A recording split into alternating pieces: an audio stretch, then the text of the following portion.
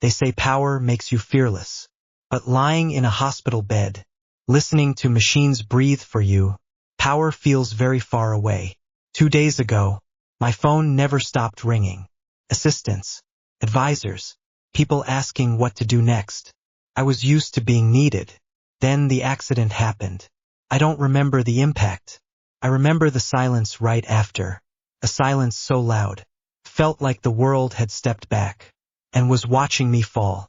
When I opened my eyes, there were no boardrooms, no security team, just white lights, cold air, and a doctor saying quietly, "You're alive." Alive. I had built an entire life. Around winning, around staying ahead, around never slowing down. And suddenly, I couldn't even move my hand. Without help. The first night was the hardest.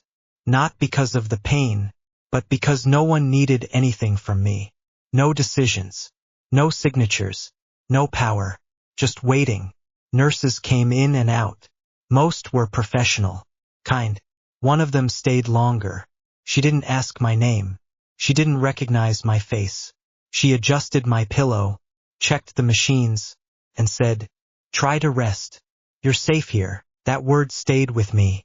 I realized something that night. In all my years of success, no one had ever promised me safety.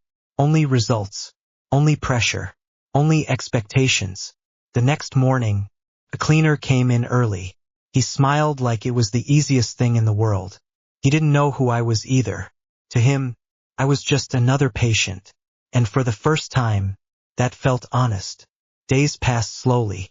Too slowly for someone who used to measure life in seconds. I started listening. To footsteps in the hallway. To quiet conversations. To my own thoughts. I thought about how many people I had walked past without seeing them.